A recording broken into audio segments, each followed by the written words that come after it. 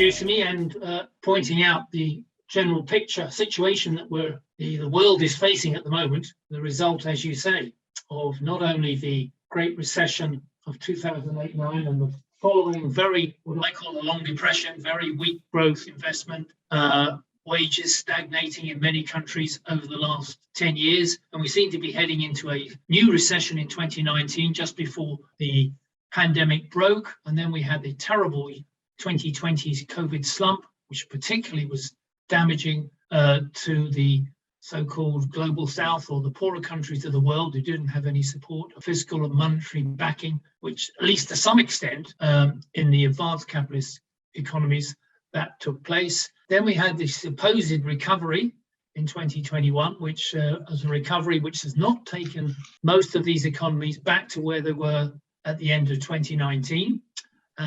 And then we've had, as David said, this, as it were, a further hit, an agonizing hit, not only to the lives and livelihoods of the people of Ukraine and of Russia, and possibly even neighboring countries in the future, but also a huge hit, which is still having its repercussions across the world to the livelihoods, many millions and billions, if not, of people around the world. So all these things have been one hit after another, which, if you think about it, the 21st century for capitalism has hardly been a success story. This is not an example. We haven't seen 20 years of prosperity and growth, improved conditions for the vast majority of the world. What we've instead seen is increasing inequality, a series of crises one after another, and no improvement in the poverty of half the world's population, and increasingly difficulties for those in the so-called richer countries of the world. And now we have this Ukraine-Russian conflict. What does it mean in terms not only of its impact upon a small country like Ukraine, and a rather larger one, but still relatively middling, is the Russian economy? What does it mean for the rest of the world, including the UK? So that's what I wanted to talk about, if only briefly. And I'll be doing it from mainly an economic point of view. So as the IMF chief recently said, that the war in Ukraine was like a powerful earthquake that will have ripple effects throughout the global economy, especially in poor countries. And that's a very accurate statement of what is happening and what will happen over the course of 2022 and maybe beyond as a result of this conflict, depending on how long it lasts. What's the conflict all about? Well, I think we obviously can discuss that. And there have been many different points of view, not only in the wider media, but also amongst the left about what this conflict is about and who's right and who's wrong. I mean, is Ukraine fighting for democracy against the autocratic control imposed by Putin's Russia? Are they fighting for national independence? Is NATO a force for democracy and freedom against the autocratic powers like China and Russia? These are the arguments presented daily in the media. Putin is mad. He's like Hitler or Stalin that has launched this war against a peace-loving nation. And the TV pundit and comedian Zelensky, who's the president of Ukraine, is now a hero, similar to Churchill. Well, these are arguments that possibly we'll discuss, but I don't really want to talk about that level of debate. I want to look at the economic developments that are taking place in this discussion rather than those issues which daily feature the papers. And so I remind everybody that coming from a Marxist point of view, when we're looking at the Marxist conception of history, why these developments take place historically, it's not about really, most of the time, about individuals, but about the material forces and interests, particularly class interests, that lie beneath the surface and drive individual ideologies, political ideologies, and also political diplomacy and war. And as Marx and Engels once said, famously, all history hitherto is history of class struggle. And hitherto, I'm afraid, is still present, that we still have a class struggle as the basis of what's behind much of what goes on historically. And in that sense, when we're looking at class struggle, we're forced to look at the economic developments that are taking place. So economics cannot be divorced from politics, obviously. Each plays on the other. But as Friedrich Engels once said in the last analysis, history is driven by material conditions. And as Lenin also famously said, politics in the end is really concentrated economics. It's about the material interests, whether the prosperity and the improvement of the livelihoods of the masses and also of those that own and control the means of production is changed by political action, including war. And so that's what this war is about. It's about establishing, I would argue, a different economic order. Who's going to control Ukraine's resources, its wealth? Who is going to bring Ukraine into the orbit of Western capitalism? Or is it going to remain or be included as a vassal of Russia's Putin capitalism? Or is it going to be broken up into bits and shared out? That's not unusual in the history of Europe in particular, but also generally around the world. I think that's where politics becomes concentrated economics. So what do we mean about the economic situation? Well, again, I'm just doing some bit of theoretical work here before we get down to it, to point out, in my view, there are three key laws of Marxist political economy. The first is that what economies are about under capitalism is the law of value, that is, making profits. No production is done unless there's profit to be made out of it. No investment takes place unless there's more profit to be made out of it. And things are sold on the market to make a profit, not given to people, not produced for social need, but sold on the market to make a profit for those who own the means of production. And accumulating profits, whether it's in the financial markets or whether it's production of goods and services, that's the fundamental aim of the capitalist mode of production. So the second law is a continual accumulation of profits, and that's where production investment takes place. And the third law, key law, is that unfortunately for capitalism, they cannot continue the process of increasing profitability indefinitely. There's pressures and contradictions and pressures and tendencies within the capitalist system, which eventually produces a crisis between the need for more profitability and the need to increase production. Those two things come into contradiction, which is the key third law of Marxist economics. So in effect, the exploitation of human labor for profit is what capitalism is all about. There's a battle of a share of the profits between companies and national states over the share of that profit. And that includes, in this situation, a battle between, on the one side, if you like, the NATO alliance or the countries of the NATO alliance for control of the resources and the facilities both of Russia and Ukraine, and on the other side, Russian capitalism trying to preserve its position in Ukraine. That's what the battle is about. And the overall drive all the time is to try and improve and control trade, finance, and military positions internationally. So this is a battle between imperialist forces, if you like, as represented by NATO, led by the US, driving towards getting more profitability, and they're continually trying to preserve that political dominance in the world. The imperialist countries are those that are persistently have a strong position in technology, have basically control of trade, finance, and of course the military power to exert that economic domination over the rest of the world. And Lenin wrote a book in 1915, which he called Imperialism, the last or highest stage of capitalism. And 100 years later, really, it's no different. The same countries that were imperialist countries then that he talked about are the same ones now. And the same sorts of war that we had in 1914 and since have been about imperialism trying to control the world. They sometimes argue amongst themselves, but primarily the attempt is to control the rest of the world. And again, just have a quick look at this chart. This is wealth per capita, which is not a bad indicator of imperialist strength. And you can see the countries that are right up the top there are exactly what you'd expect them to be. You've got, apart from the oil-rich country of Norway, you've got the usual suspects. The red countries in this block are the G7, people mainly behind NATO, and the ones that are high up there in the blue, apart from the Netherlands and Korea, are also in the NATO bloc. So this is the military and political bloc in at least the western part of imperialism is there. Countries missing from NATO at the moment, Japan, Korea, and of course, when we go further to the right on this chart, you can see how weak in terms of wealth per head the other countries outside of the imperialist bloc are. Russia, which is supposed to be a major military power, it does have nuclear weapons after all, but where is it when it comes to its position economically in the world? It's nowhere really. It's weaker than China, in terms of wealth per capita now. And you can see where Ukraine is. It's a nothing country as far as imperialism is concerned, at least in terms of its position. But strategically, it appears to be very important for NATO to control that country. This is a power ranking provided by Tony Norfield, a Marxist economist, used to work in the city. He wrote quite a good book on the City of London, and he concentrates on imperialism. You can see he's added not just the GDP or wealth per capita, which I did earlier, but he's also added foreign assets of various countries, the banking size, the size of foreign exchange reserves, and the size of the military. And you can see that the US is by far the most powerful imperialist power in the world, mainly because it has that big red block of military power.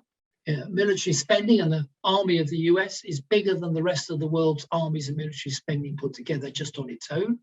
It also has the big finance sector, banking sector, and so on. But its foreign assets are also huge. The stock of assets it has abroad that is invested in and which is to protect around the world from its multinational company. And its GDP is still large, but as you can see, countries like China are fairly close on GDP, but not much on anything else. As he's got China here as in second, but that's another question. But if you took China out of the equation, you can basically see that it's all the imperialist powers which I just showed before that are at the end. Where is Russia? Where is this great danger to the world? Right down here in nowhere as far as the imperialist rankings are concerned. And if we look at a Human Development Index, which is a measure made by the United Nations of basically the life expectancy, the prosperity, the human conditions available, was it a modern country, all that sort of thing is put into an index by the United Nations. And you can see that if you look back in 1990, when the Soviet Union collapsed, Russia was, it was well above the world average, which was about 0.6 then on this index, so 7.73. China was well below, just under 0.5. India was even lower, of course, and you can see that the modern imperialist powers, the OECD countries, above the average, about 78. The US was way higher, but even Russia was higher than the world average. But you can see over the last 30 years, Russia's development index has improved, although you can see it fell after the collapse of the Soviet Union in 1990. It was actually lower at the end of the 21st century. It's improved up to 2019, but it's now actually still above the world average, but well below the OECD at 0.9. But the big story of the last 30 years has been China's human development, now at 0.76, above the world average, and it's had a 50% rise in the last 30 years, while Russia has hardly moved at all. So although Russia in 1990 was a reasonably important economic power and well a military power, that has all deteriorated, certainly in the first 10 years after the Soviet Union, and hasn't really recovered to any sort of position of strength. So here we are now at this war, which has been launched. We'll argue about why, but let's just consider the impact that the war is having on the Ukraine economy alone. According to a senior economist at Oxford Economics, about 10 of the country's districts, provinces are totally disrupted. We know that something like 4 to 5 million people have been forced out of their homes and left the country.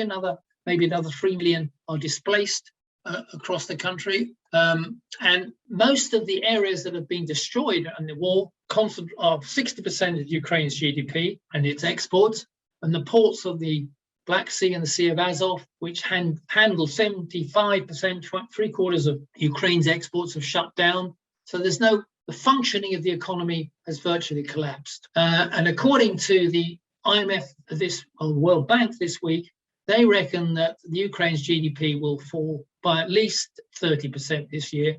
It'll probably be worse, more like 40%. It could even be, if the war continues for several months, that Ukraine's GDP will fall by 75%. What does that mean, GDP? It means its output, its ability to for people in Ukraine to live will drop by 75% on average.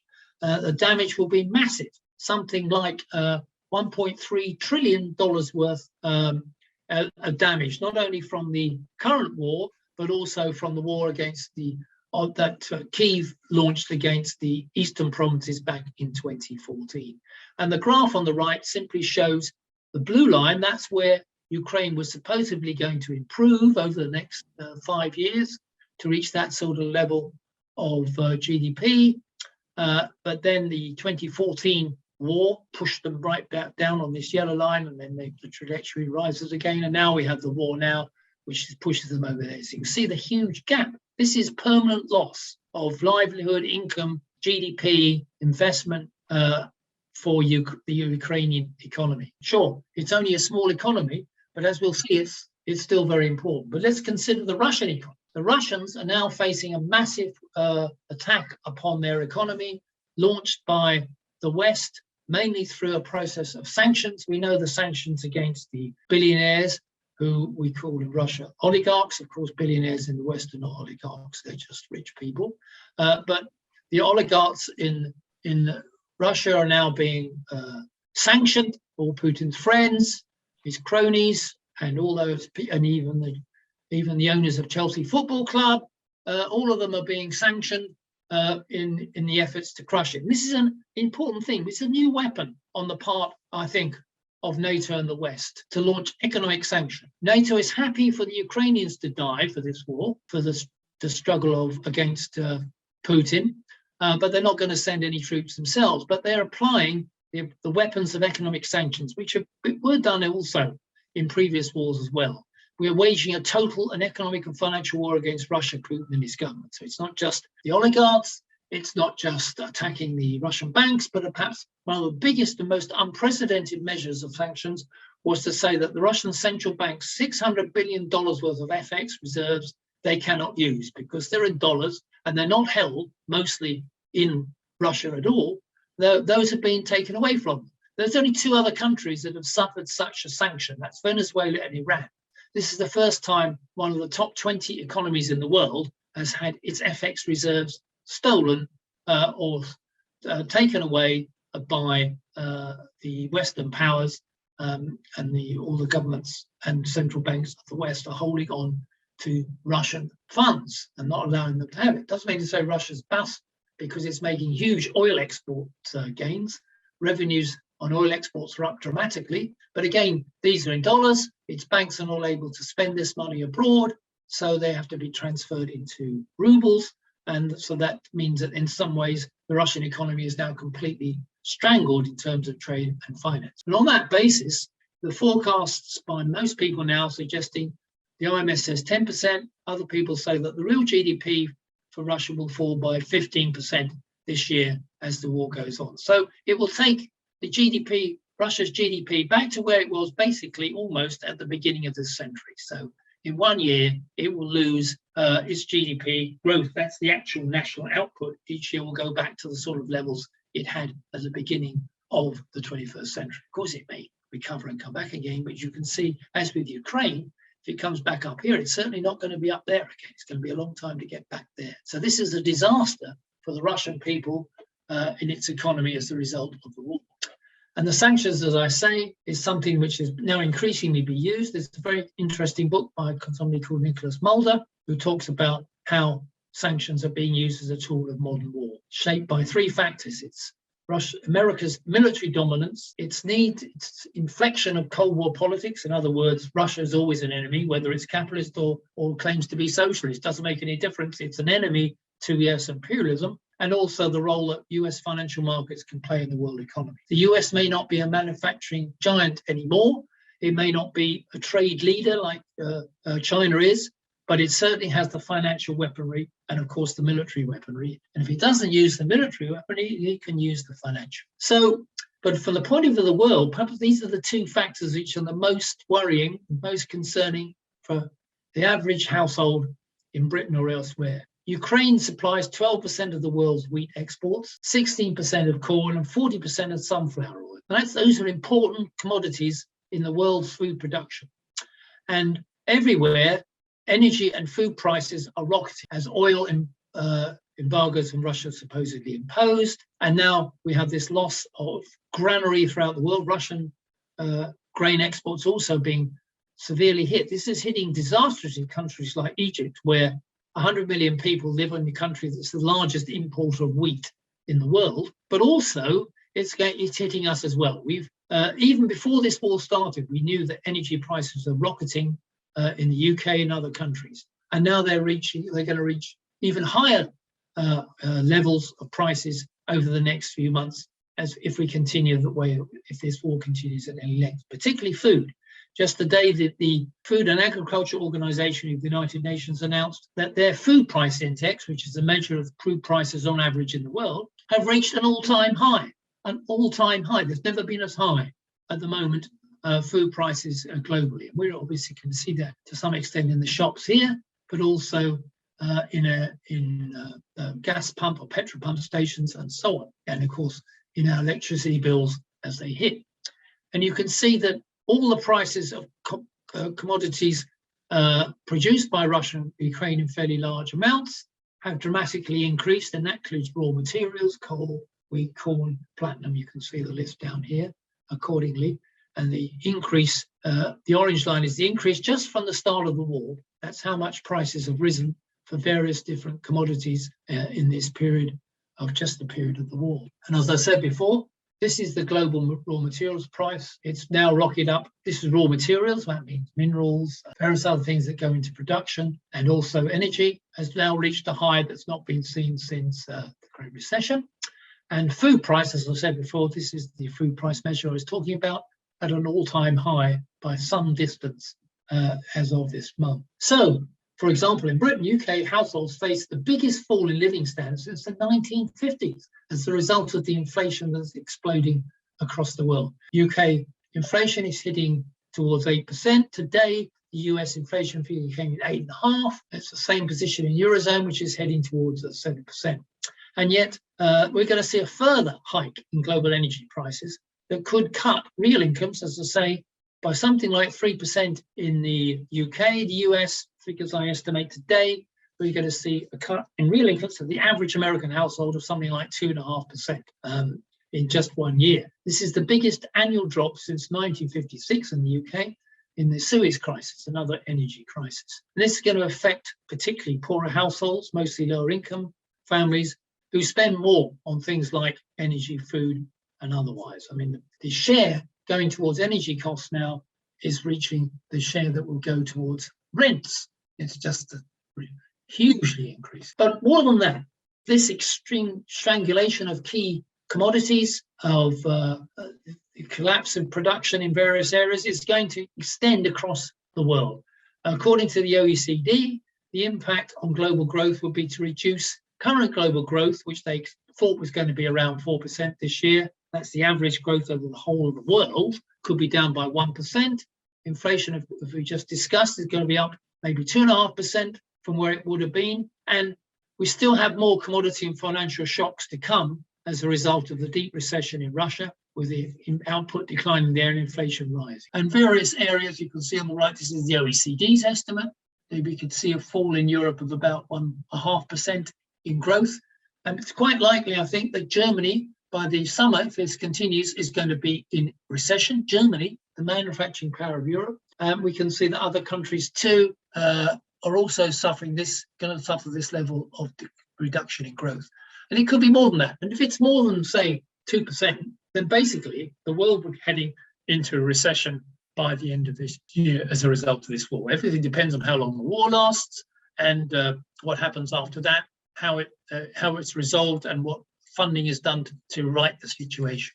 But a more general global result is the fact that what is this strangling, even with COVID, we saw the beginning of a tightening of openness in trade, the expansion of trade, which has been a key factor in the expansion of global capitalism, particularly since the 1980s. You can see the sharp rise that we had in trade and finance during the period from the 1980s up until the end of the 20th century. But you can see how really in the period since the global recession of 2008-9 and the long depression, that trade and finance have actually stagnated in the major capitalist economy. And now, with these hits that David was talking about of COVID and now the war, it's going to be a downward spiral. This is bad news. This is the sort of thing that hasn't happened since the 1930s, when globalization also, to use a general word, meaning a general expansion of trade and finance by capitalist economies around the world. If you look on the right-hand side here, I've got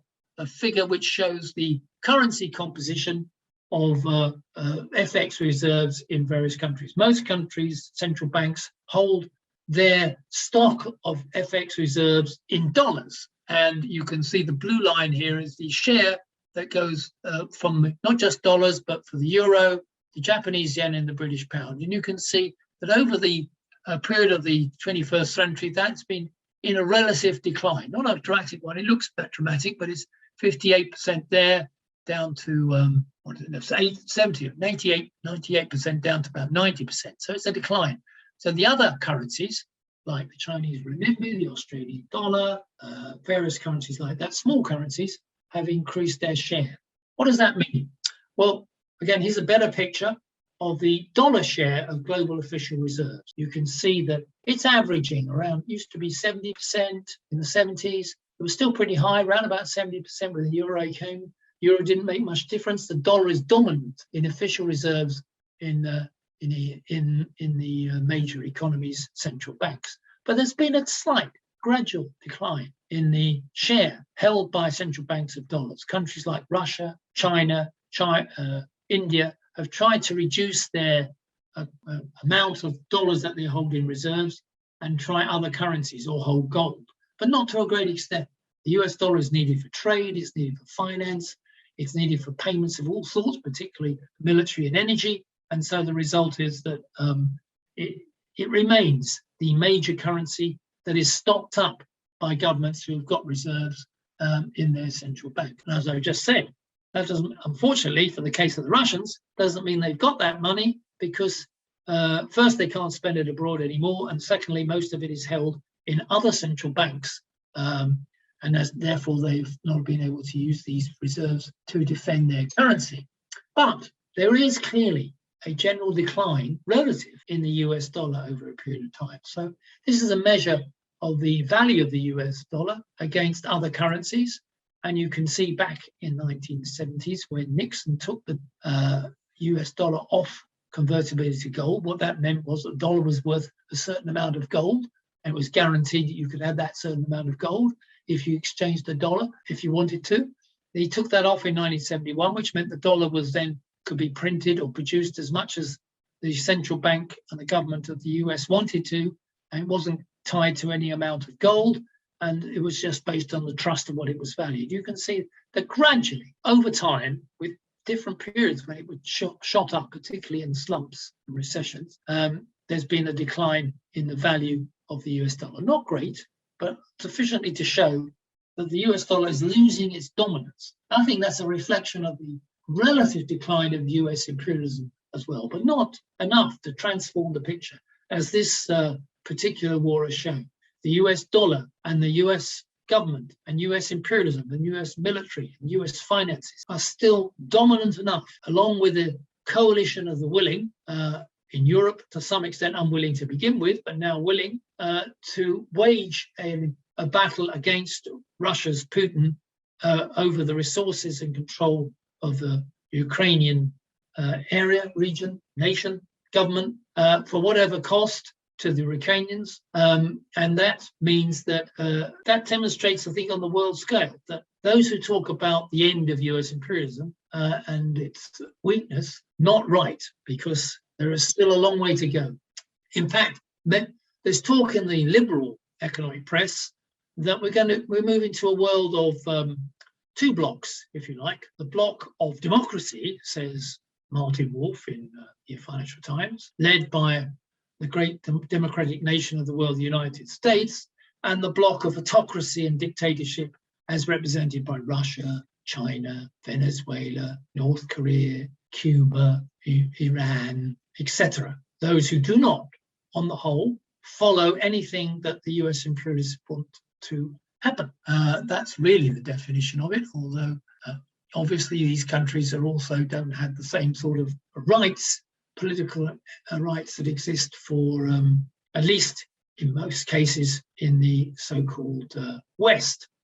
So Wolf is saying that we're heading to a combination of war supply shocks and high inflation. Financial instability seems likely. We have a prolonged bout of stagflation. He means by that no growth in the economy, but high inflation, as we had in the 70s for a while. And this is causing the emergence of two blocks with deep splits between them, which will accelerate the reversal of globalization and the sacrifice of business interests to geopolitics. Even nuclear war, says Martin Wolf, is a prospect that comes out of this war. IMF chief Georgieva pronounced that we live in a shock-prone world. The shocks are becoming thick and fast, she said, and we need the strength of the collective to deal with the shocks to come. Indeed, the collective will of the capitalist powers that can deal with it. Well, all I can say is if we're heading for a serious situation, includes war, or in the case of what Martin Wolf talked about, nuclear war, then not going to rely on the collective will of the capitalist powers to get us out of that. They failed over climate change. They failed to stop the COVID pandemic. They failed to end poverty or keep world peace. And I don't think we can expect to rely upon them. We need to rely upon the collective will of organized people, working people, to end the danger of war internationally and of this consequence. So what is missing perhaps of what I've just said is that if we are entering a new period where imperialism tries to deal with recalcitrant and resistant powers, the big battle is to come. This is a rehearsal, it seems to me, Ukraine, a rehearsal for what will happen in Asia between the United States and China. The United States' main aim is to squeeze, contain, and curb Chinese economic and political development and isolate it and reduce it and eventually get regime change they would have. That they can do this by trade and financial sanctions, by technological controls, but if they can't do it by that, they may even move towards some sort of military activity, perhaps using Taiwan as a pawn, like Ukraine has been used by the West against Putin's Russia. That is the sort of risk which exists over the next 5 to 10 years, perhaps quicker than that in the environment. Just 2 weeks ago, less than 2 weeks ago, NATO had a special meeting in which the NATO foreign ministers, in which they invited not just NATO members, but also the foreign ministers of Japan, South Korea, Australia, and New Zealand, the Asian Western economies, if you like. And they were invited for the purpose of hearing from the Secretary General of NATO what the Russians have done in Ukraine. A price will have to be paid by the Russians. But not only that, they said, because China is not condemning Russia, and because it is giving tacit support, according to the Secretary General Stoltenberg, to Russia, then China will have a price for this. And the aim in June is to bring these four powers into a NATO alliance, which will work with the aim of sorting out Asia. And that is the aim after this Ukraine conflict, to move on to sorting out Asia, and in particular China, in the interests of the bloc of democracy against the bloc of autocracy. So that's a prospect politically, but also it means, in far as I can see, that we can hardly expect a very big improvement in the economies of the major countries over the next year or so, even if this war ends. It seems that this war could possibly provoke an economic recession within this next year, and we've only just come out of the COVID one. But even if it doesn't do that, we are entering a period of very poor and weak growth, low living standards, an inflationary environment which cuts real incomes for the average household, and the prospect of more divisions on trade and on finance, and possibly on political and military alliances over the next 5 to 10 years. Michael talked about recession in Germany and generally elsewhere. One thing that the new government in Germany has promised is that they're going to massively increase their arms development and defence expenditure. And I think this is probably going to, this war is going to stimulate a bit of an arms race. I mean, I foresee large export orders for the British anti-tank weapons, which seem to have been particularly effective. And so, it's one of those things. This war, whenever it ends, is still going to stimulate a conventional arms race. And I'd like to know what Michael thinks about the effect that is likely to have on the world economy. to some extent, it can be a stimulus, but also it's a diversion of resources. The second is more of a micro thing. What's happened? I don't know if other comrades listen early in the morning, but I listen to the farming program before 6 o'clock.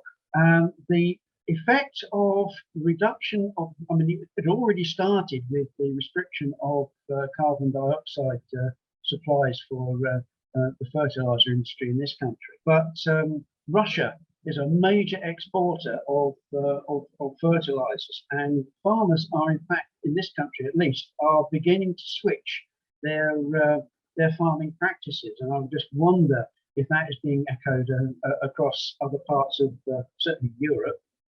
America is obviously American farming is really in hock to the monopolistic fertilizer and seed companies. But I think that's this is a bit of a shock. This war is a shock, and I think it's going to manifest in many ways. And the final point is about Russia's relationship with China. I mean, Russia, I foresee Russia becoming almost a client state of the Chinese, because they are China is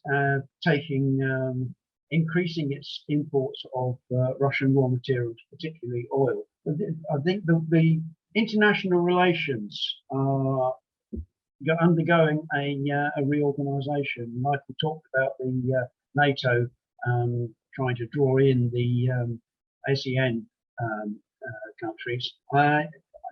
We are moving towards a 1984 situation with the different blocks, I think, and I think it's an extremely dangerous medium to long term prospect. Imperialism. I think when you look at it, the Cold War was a massive conspiracy by the American government through the CIA to any country that tried to even establish fair trade terms for itself. You know, the leadership would be assassinated or cooed out of existence. You just take Congo, you know, going back to the murder of Patrice Lumumba, the way they kept Mobutu in power, that ensured they had raw materials at the prices they wanted to have. So that supports Michael's point that military power establishes economic conditions, but then that in itself fulfills the economic, they get a chance to grow and develop. And if you look at China is, I think, investing 14% of GDP every year. And I think the USA is about half of that, and the EU is about half of that again. So the Americans' worry is that China could develop world-leading technologies, like they lead the world in quantum computing at the moment. That's what it's about. And I think that backs up the point that China is not a capitalist country. Its economy behaves differently. So my question to Michael is, I don't believe China is a capitalist country, and I don't believe China is an imperialist country. The debate is, like Ted Grant said, that the Soviet Union wasn't imperialist in Eastern Europe. So I'd just like Michael's view whether the Belt, some people said to me, well, the Belt and Road is imperialism. I don't think it is. It's a geopolitical dominance thing. So that's all to do. But then you would have an alliance of a capitalist Russia with some sort of deformed worker state China. Could that happen? Just be interested in Michael's thoughts about that. This is really like great events do, has caused a huge controversies and splits. I tend to not look to the left, but unfortunately, a lot of the information we get is from there. But we've even had a discussion among ourselves that my tendency, I think, it's been very difficult for me, because I start with, I oppose the invasion. I oppose the invasion of Ukraine. But deep down, I think I blame primarily the United States for this crisis. And I think that, I think that that little speech that Claire Daly gave the other last week or something as a European Union MP or politic, whatever they call them, I believe from the bourgeois point of view, there would have been a way out of this. It didn't have to end this way. That wouldn't solve the problem in the long run. But I don't believe it had to end this way. But if I were to take that position here, you get savaged for being a supporter of Putin. He is like Hitler. This is personalized a lot. and everything else. So it's very complicated. There's some things I just won't put up because I'm going to get hammered, and whether I want to have the argument or not, that's the question. And a lot of the argument is, well, the right of Ukraine to self-determination. It is frustrating for me because I can't come out and say, because I do believe I'm opposed to the invasion. I'd like to hear what other comrades say if you're talking with people, how you put it. But then somebody says to me, well, if you don't support arming Ukraine, I think there are some here that are calling on the US to arm Ukraine, and more. And when somebody said that to me, I said, well, put troops on the ground then. You should be calling for the US to put troops on the ground. But then he said to me, well, if you don't support arming Ukraine, you're denying a right of nations to self-determination and the right of a nation to determine to fight back. It puts me in a bit of a quandary. I agree completely, though, that the main enemy is China, and this is a dress rehearsal. And that's the other point that the graphs, and I've been following your stuff, Michael, points is I cannot see how you can compare whether it's imperious or not imperious, you cannot compare Russia and the United States. In so many ways, Russia's like a backward nation with nuclear weapons, and I just don't think you can compare the two in that regard. The other thing is the positive things that are going on here. We talked about it a little before. There is a movement and a rising anger here that's taken the form of organization. You've all read about it, I'm sure, with the Amazon, with the Starbucks. We're only about 6.5–7% organized in the private sector here, maybe 12 or 14% with public sector. And the new, young, super exploited layers are beginning to move. Of course, there's big dangers in that. The union bureaucracy, the lefty liberal types, the Democratic Party, all of these elements that will descend on them. And so I'm looking to the speed up of that development, and then more interest in what the United States is doing abroad, imperialism and so forth. Just lastly, part of me thinks that when somebody asks me, who do I support? And I feel that sometimes things take place that we cannot support either side. We cannot support anyone and the big elephant that's missing in the room is the voice of the working class, the organization of the working class. There's no international organization. I know there are through the trade unions connected to UN and so forth, but you've got this huge gap. And like in anything else, sometimes then we suffer. And this suffering that the Ukrainian workers, the European workers, the Egyptian workers, globally that the working class is facing is because of the absence of a working class movement, a working class political party, revolutionary political party. And we're going to suffer some serious hurt. And then, of course, the last point about that is, well, then there's nuclear weapons.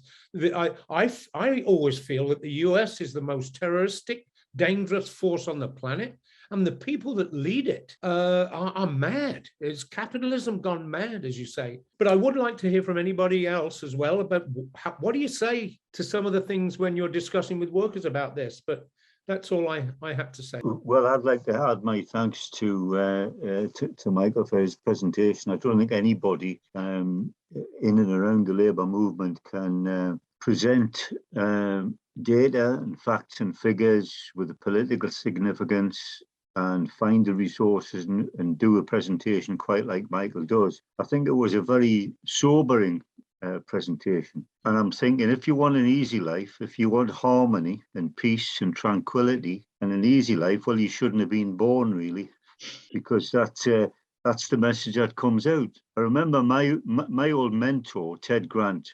probably a mentor for a number of comrades here, used to talk about we lived, Ted said, in a period of sharp turns and sudden changes. But really, that's nothing at all in the 80s, in the 70s and 80s, nothing at all compared to the earthquakes and the upheavals that are not only happening now, but due to happen. And you could almost say bound to happen in the next 5, 10, 15 more years.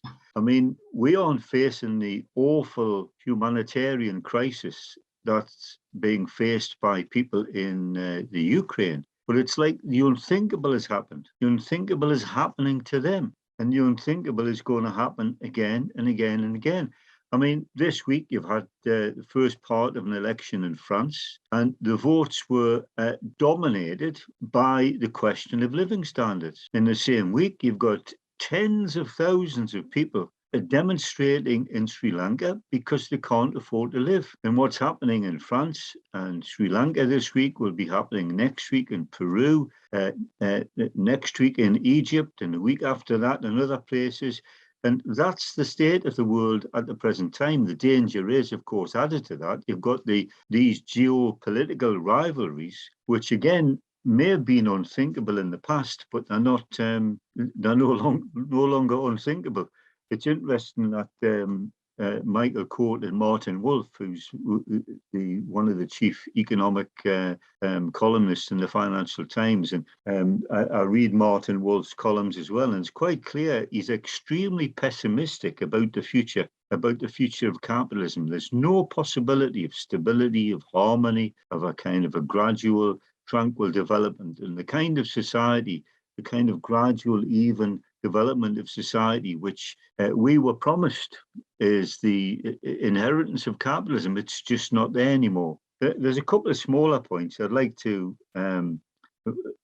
Michael to come back on. I was really interested in the graph that he showed from Tony Northfield, showing imperialist power in a nutshell, which is composed of different elements: military power, economic power, financial power, and so on.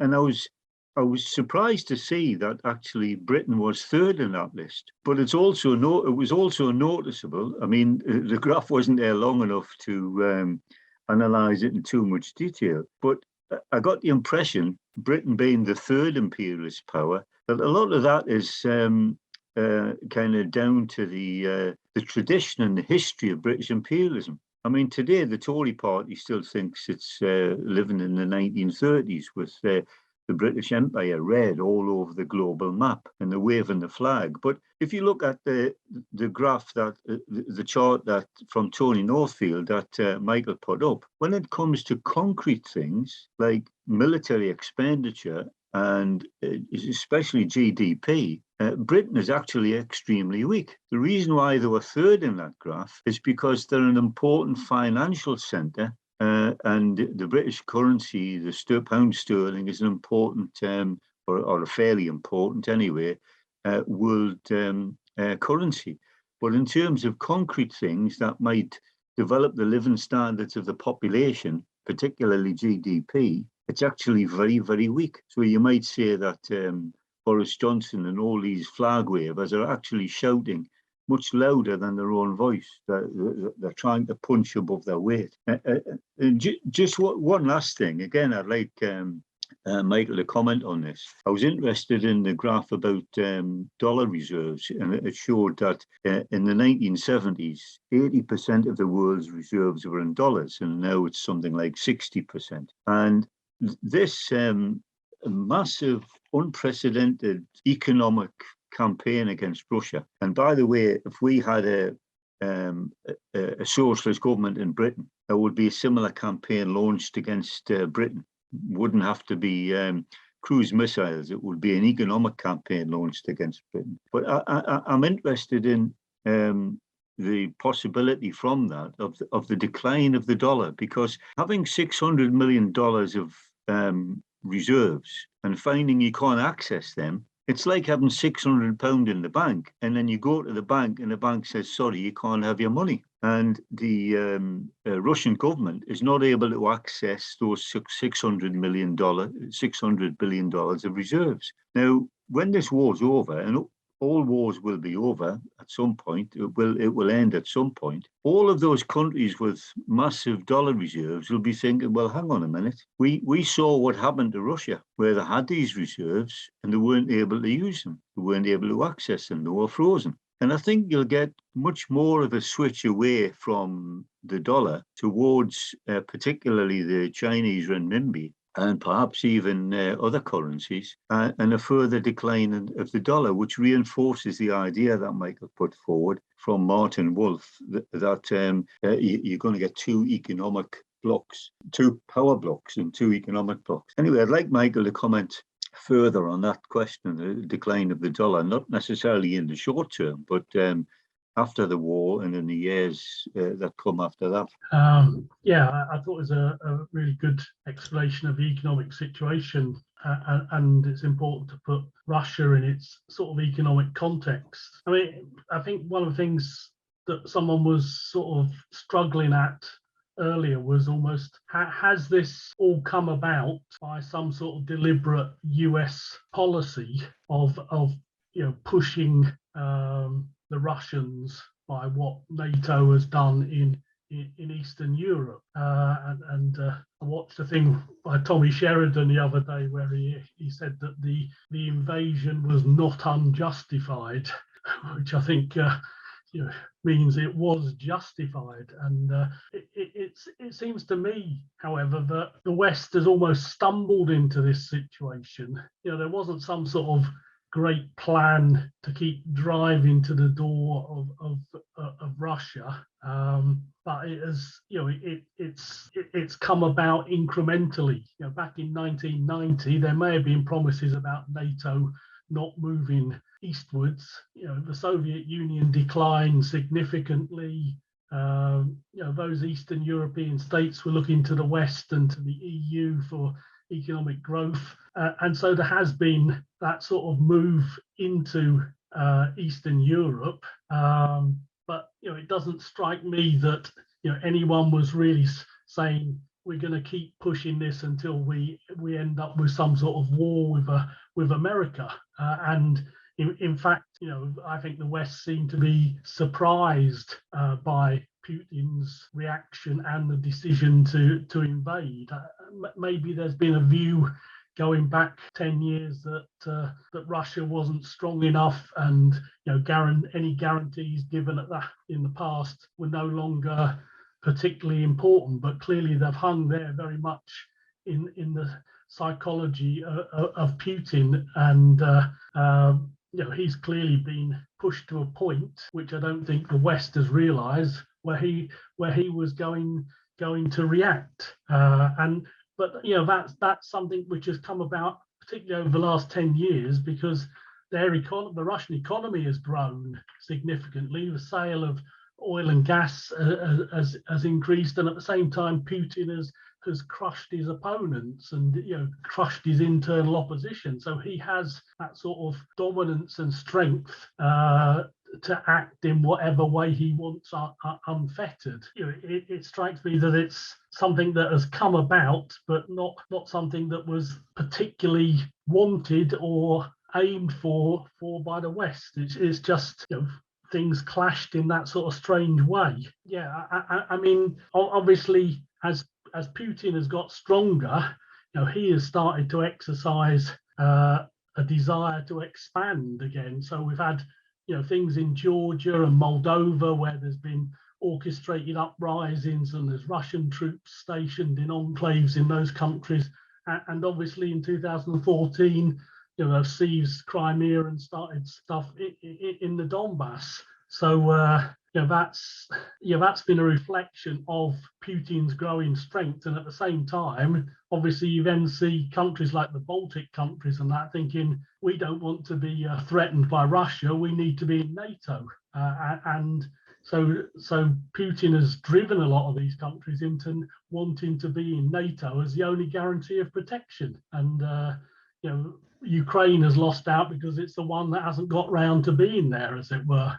And so they've become the convenient target in the middle. But it's, I say, it all seems to be not some great plan of the West, but something that we've stumbled into, and without any clear way out of it now, as far as I'm concerned. A couple of things from what Michael said in his introduction I'd like to ask about. Firstly, he gave figures about the share of world production of certain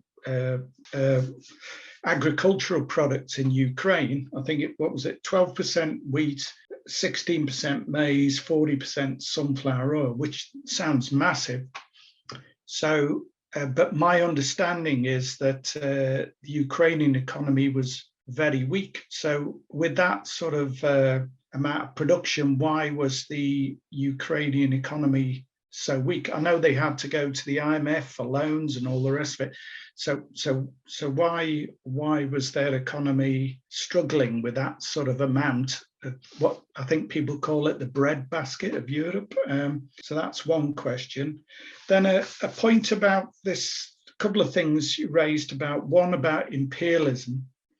My understanding from previous articles I've seen by Michael is where you've looked at imperialism and defined it in terms of exporting financial capital. And from what I remember of the article you wrote, I think you concluded that the only country that's joined the imperialist club as a result using that measure is Korea, but nobody else has joined that club.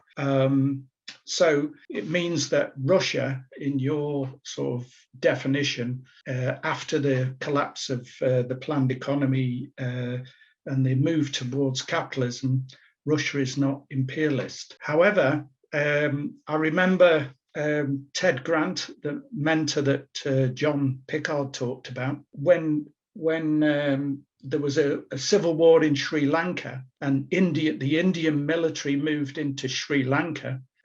Ted Grant said India had imperialist aspirations. And just because India was an ex-colonial country didn't mean that it couldn't have imperialist aspirations. So I'd be interested in that, looking at that in relation to what Russia's aims are in Ukraine. Are they imperialist? Can they be described as imperialist aims? The other thing you said in your presentation, Michael, was about this thing about two blocks. And one of the things I've had discussions with people, and they use this phrase that I don't know if other people have come across it, about a unipolar and multipolar world. So this is people, I think, who are apologists for what Putin's been doing, have been saying that you need to accept that there's a multipolar world. We need to move away from the unipolar world. I don't accept those definitions because I think the way the world works is capitalism is based on nations, and nation states all have separate interests. That's one of its problems. That's why we need to get rid of capitalism, because it's tied by nation states. So I don't believe there has been a unipolar world. I believe that all countries have always looked to the capitalist classes of each country, have always looked after their own interests. So it has, in that sense, always been a multipolar world, if you want to call it that, i.e.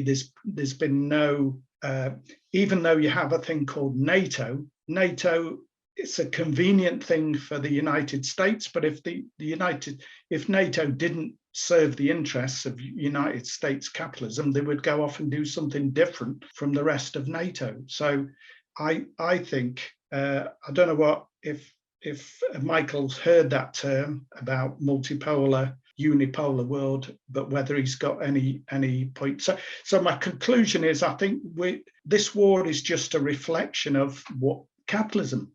This is inevitable under capitalism. Unless you get socialism, you're going to get national antagonisms. People talk about the war ending, the war being over. It will be just a conclusion, a diplomatic ending, until we get the next war and the next war and the next war. This is the reality of living under capitalism. So awful lot of points made. So many, it's better to be muted, I think, then I don't have to answer them all, because there's just too many. The imperialist countries are, first of all, those that have an economic and technological superiority, which is persistent and controlled by their big multinational companies, enabling them to export capital abroad, to trade, and to extract surplus value from the other countries of the world.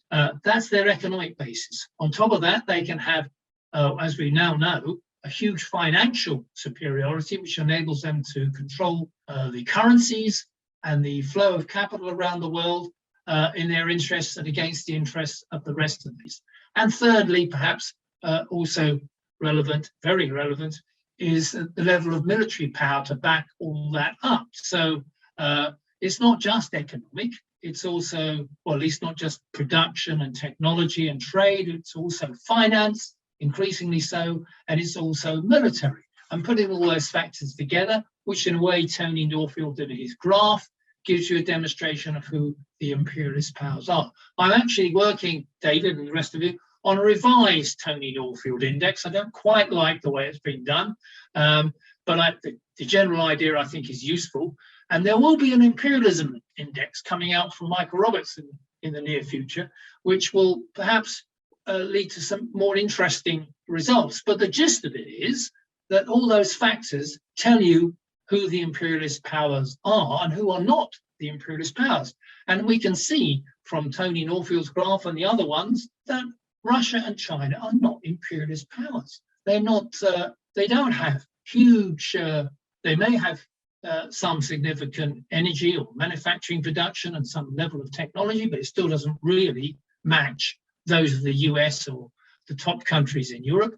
They don't have the same financial power in any sense that the United States, and for that matter, the UK. As John pointed out, the UK is high up the imperialist ladder precisely because it has such a big history in the financial world from that position. The same to some extent applies to France as well. So that the countries like the large populated countries that have risen up in the latter part of the 20th century and into the 21st century, if you like China and India, and to some extent in the past, the Soviet Union and then Russia, these are not imperialist powers in that sense. They don't have, yes, some of them have nuclear weaponry, but they don't have massive armies compared to the US. They don't have military bases around the world. The US has 48 military bases in everybody else's country. No other state has such a position internationally to control the world, and linking itself with an alliance which it dominates called NATO and other alliances, but particularly NATO, in order to provide the military backing to the policies of US imperialism. And that raises the question of whether that situation, so that seems to me the fundamental reason why we have the results of wars like the one we've got in Ukraine, but not just there, but in Afghanistan and other places we've seen over the last 30 or 40 years, where when countries or states, whether democratic, in whatever you want to call that, autocratic, whether they don't play ball with imperialism and the imperialist bloc and the interests of the imperialist bloc, whatever it is, it can vary. It could be over energy, it's usually over resources, it could be over trade, it could be over stopping a particular workers' movement. There are all kinds of things. We just have to look at the history of the US imperialism in Latin America and South America to remind ourselves, those of us that are very old, about what happened, as John said, to socialist governments in the Andes, Chile, and Nicaragua, El Salvador, Colombia. You can list it one after the other, where in those cases, direct US intervention, military, was carried out. Now, they can use the resorts of financial and economic sanctions in order to carry out the same policies. But imperialism aims to keep its interests and the control of the world's resources and human labor power and so on in the hands of approximately 13 countries, which is on the whole generally work in alliance when it comes down to, but not entirely, against the rest of the world. And countries that feel that they want to step out of line, they want to have their own interests. So Russia's Putin wants to restore some sort of Russian sphere of influence in Eastern Europe, which was lost with the collapse of the Soviet Union. And Russia, he has this idea that Russia can restore some sort of empire, or some sort of base, that they're a power that matters. And that's not acceptable to NATO, not acceptable to Europe, and certainly not acceptable when Russia can dominate the energy and other resources in the world and put them in a position where the countries of imperialism are vulnerable to the position of Russia. And so successively, over a period of time, they've chipped away at Russia's position. When Putin came to power, it was hoped that he might play ball. He was going to be a good Russian capitalist that would support the West. But it appears that Putin's got nationalist ambitions and broke from that idea, particularly into the 21st century when Russia's economy began to recover.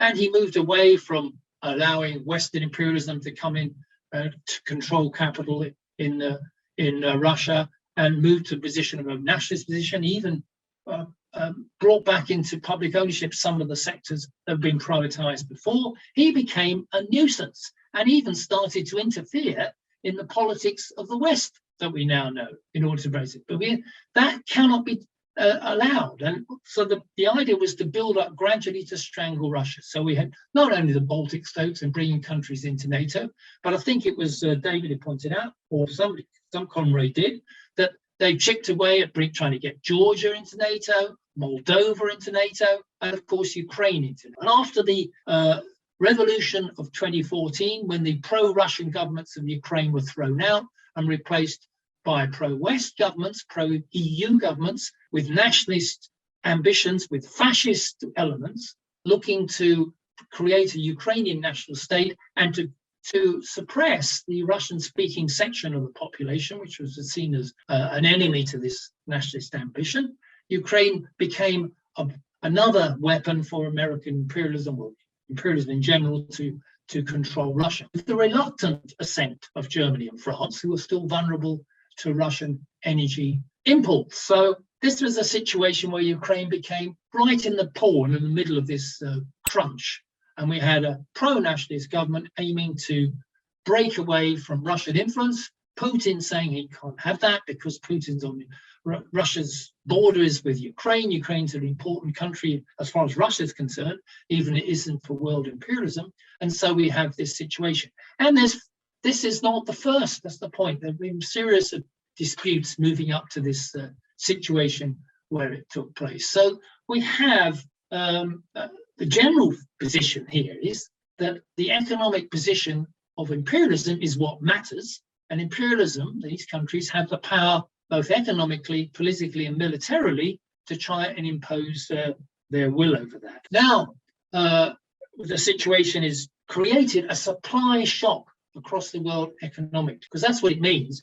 COVID created a supply shock. We had a collapse of production. It wasn't a collapse of demand, it was a collapse of production. Production couldn't be produced, and people still had their money in the banks in the West, but they couldn't use it because there were no production was taking place. This is another supply shock. Energy, gas, food products are in a shock. They're being reduced, so prices are rocketing. Inflation is taking place. Can this be overcome? What will happen? Well, eventually, if production comes back and the war goes back, then perhaps inflation will subside to some extent. But as one comrade mentioned, we're now seeing a completely different attitude towards what government should spend. There was a hope that after COVID that governments would start spending on welfare and civil production and so on to try and improve the economies of the world and not go back to austerity. Well, what they're going to do is not spend money on butter, but on arms. And now we're going to have a massive expansion in the West of arms expenditure.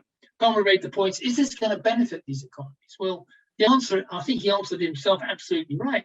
To some extent, it benefits sectors of the economy that can make money out of arms production, heavy industry and so on, what used to be called by President Eisenhower the military-industrial complex. But over time and on a whole, it's not good news for capitalism because it means the diversion of human labor resources and value that's being produced into unproductive areas that don't produce and accumulate more profits in the future. So the rise in military spending, which is going to take place, will over time only make it more difficult for growth in the productive sectors to take place, and it will reduce eventually the profitability of those. I've never been a supporter of the argument of the permanent arms race or the permanent arms economy as a solution to capitalism. Don't think it was in the 60s and 70s, and it certainly won't be now.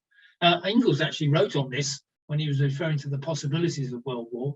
He said the expansion of arms race is a very costly business for capitalism, and it's actually going to do more damage than it's going to do good in preserving capitalism over time. We shall see, but that clearly is the spending of countries like Germany raising their level of spending on military expenditure from 2% of GDP to 3 or 4%. It can only damage the economy over time, and that will apply to all of them. So what we have now is a picture where we're going to, however long the war goes on, will increasingly make it difficult for economies to recover. It will mean many economies will suffer badly, as we pointed out, particularly the poorer economies. And when the war comes to an end, it's not going to solve the issue this is what this war has exposed, which is that imperialism led by the US imperialism needs to deal with recalcitrant and resistant powers around the world because it's losing its relative strength in the world economically, particularly the US. As John Pingle pointed out, the data shows that over a period of time, US imperialism has been relatively declining. It's not absolutely declining. It's still the dominant power in the world, in the imperialist bloc and internationally. And it still has all that military and financial power, as we can see. But relatively, it's weaker than it was 50 years ago, or even 20 years ago. And the one big threat now is that there is another rising economic power. And as one comrade pointed out, this rising economic power is not like Russia. It's a major manufacturing power. It's 1.5 billion people. It's also got technology power as well. It has the potential of threatening all the basic interests, particularly of the US imperialist powers, but also the other ones in Asia as well. And it's not playing ball with US imperialism. When China in the 80s and Nixon went over there and shook hands with Mao, it was all talk about engaging China in the capitalist world, and they were going to expand capitalism and so on. But it hasn't turned out that way. Capitalism does not dominate in China, in my view, and we still have a state-controlled economy on the whole, run by a bureaucratic elite who live off it very nicely, but nevertheless don't follow the policies and aims of US imperialism and the imperialist bloc in general, and increasingly become a dangerous economic rival, not only to trade and technology, but also, as we've been pointed out, increasingly, perhaps even financially, with the growth of their currency as an alternative, perhaps in the future, not yet, to US dollars. So this is going to be the big struggle of the 21st century. If we want to talk about what the Ukraine-Russian war it's about the China-US struggle that's going to take place in the next decade, which is going to be the biggest 21st century geopolitical issue. Talking about unipolar and multipolar. Well, my understanding of that, David, is not quite yours. My understanding is that imperialism sometimes has a hegemonic power, one power that can dominate the world.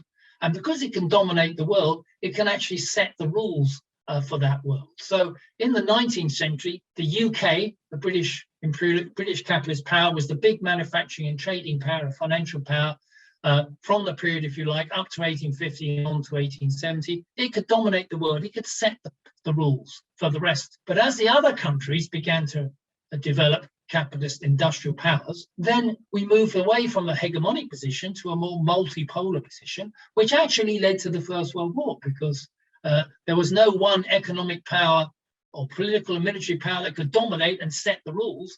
The rules were open for grabs, and that's what the First World War supposedly said. And then the period between the First World War and the Second World War was a period where the UK was weak, but the US wasn't quite strong enough to set the rules. So you continue with the struggle with those powers that want to be imperialist, wanted to have a share of the spoils, like Japan and Germany. Then you ended up with the Second World War, and then the period of the second half of the 20th century was what we call Pax Americana. It was hegemonic power set by the US imperialism, which they still wish to carry on in the 21st century. Well, I think a comment was made by John that British imperialism still thinks they're a big power in the world. Boris roams off to Ukraine to hand over the weaponry and to impede that he's a great power in the world, when we know it isn't. In a way, the US is moving into that position. That's the danger for them, that they think they can still set the rules, but yet there are people in opposition. We shall see. But we are moving more into a multipolar world. That's a dangerous situation, I think, under capitalism. It means that there is no power that can set the rules. The rules are being challenged, not only by Russia in this particular case, the rule being there, Russia, do what you're told and accept NATO, or by China, but also by countries like India, which has not supported the NATO action, not supported It's made no comment about Russia. India is a major country. Why is it doing that? Because it feels it has an independent role. It's not prepared to accept what the imperialist powers or the hegemonic position of the US any longer. It seems it has its own interests. Whether it's maybe a big mistake, we shall see. But that's what I mean by a multi-world. That's a dangerous situation where none of the capitalist powers can really set the position for all the others and for the poor countries of the world. To summarize, comrades, the dollar is weaker than it was 50 years ago. It's weaker than it was 10 years ago, but it's still not removed as the power behind imperialism, economic and political power of US imperialism as well. And so this struggle that has taken place, yes, wars take place by accident to some extent, but they also are a result, the aims and objectives, which is what I set out in my presentation to begin with, of the material interests of those involved. So the Ukraine-Russian war is not an accident that, in a way, at one level, that the Americans and NATO and Putin's Russia went into. Yes, at another level, maybe it wouldn't have come to an outright war if certain things hadn't happened here or there and so on, but it did. But the aims of both sides inevitably led to some sort of conflict in Ukraine and all along the border of Russia. And that's the issue that's going to appear in Asia as well, between Taiwan and China. It's not over. This sort of dangerous situation is likely to appear over the next 5 to 10 years, or maybe shorter, partly depending on how this works out. So accident and design, yes, both together in this situation. The result is a weaker world economy, weaker capitalism in general, a more multipolar world in the sense I've described, and the possibilities of more dangerous conflicts between the major powers in the world over the next decade.